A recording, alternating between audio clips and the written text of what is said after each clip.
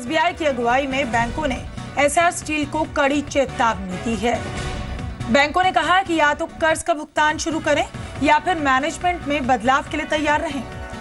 बुधवार को मुंबई में एसबीआई हेडक्वार्टर्स पर सीनियर बैंक ऑफिशियल और एसआर स्टील के बीच हुई बैठक में चेतावनी दी गई।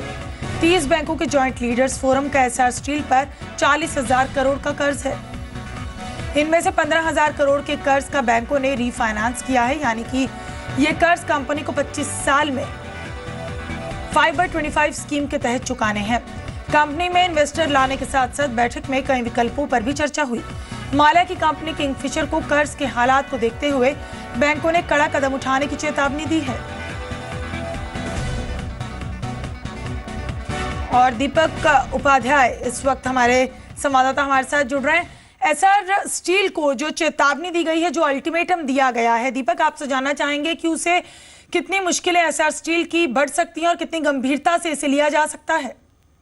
ये बहुत गंभीर मामला हो गया है, क्योंकि विजय माल्या के बाद सरकार ने बड़ा क्लियर इंडिकेशन जो बैंक्स को दिया है और आरबीआई ने भी दिया है कि जो एनपीएज हैं उनको काबू में करना है और जो बड़े कॉर्पोरेट्स हैं उनके ऊपर, जो कि अपनी बड़ी ही किंग साइज लाइफस्टाइल जी रहे हैं और कंपनी के ऊपर, उनके मैनेजमेंट के ऊपर, उसके फाइनेंसेस के ऊपर ध्यान नहीं दे रहे हैं, या फिर जो बैंकों से लोन लिया है उसको कहीं डाइवर्ट कर रहे हैं। ये मैं आपको बता दूं कि ये एक फाइल बड़ी जब यूपीए सरकार थी तभी चली थी और तब करीब 90,000 करोड़ रुपए का ऐसा फंड बताया गया था जो कि बैंकों से लिया गया है कंपनियों ने, और उसका कोई अता पता नहीं है। लेकिन यूपीए सरकार के समय ये फाइल दब गई थी, लेकिन अब ये दोबारा से जब विजय माल्या का मामला निकला है और सरकार ने इस बात को लेकर गंभीरता दिखाई है कि जो बड़े कॉर्पोरेट्स हैं उनके ऊपर जो लोन का अमाउंट है उसका क्या यूटिलाइजेशन हुआ, कैसे किया, कंपनी कैसी चल रही है, इस बैंकों को जब कड़े निर्देश गए हैं तो उसके बाद ये सारा जो चल रहा है। लेकिन एक बात और मैं बताना चाहूंगा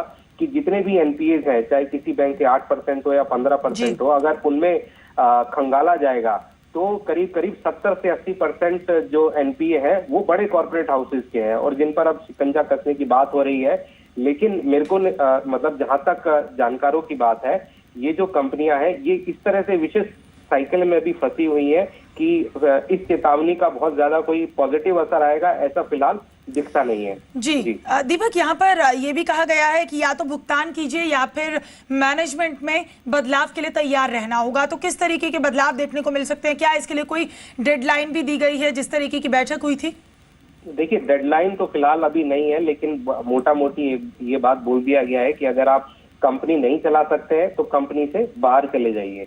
तो ये बड़ा क्लियर इंडिकेशन है और ये जो सबसे बेहतर कदम हो सकता था शायद उसमें से एक है, क्योंकि इसके बाद प्रोफेशनल जो लोग हैं, चाहे वो सत्यम में जब देखा था कि सत्यम जब फ्रॉड हुआ था उसके बाद उसको बिडिंग के जरिए से दिया गया था, तो इसी तरह का जो मॉडल है, मैकेनिज्म है, हो सकता है आने वाले समय में जो ये कंपनियां हैं, चाहे एसआर स्टील हो या विजय माल्या की कंपनीज हो या और जो बड़े हाउसेज हैं उनकी हो, उसमें ऐसा हो। जी, बहुत शुक्रिया इस बातचीत के लिए आपका।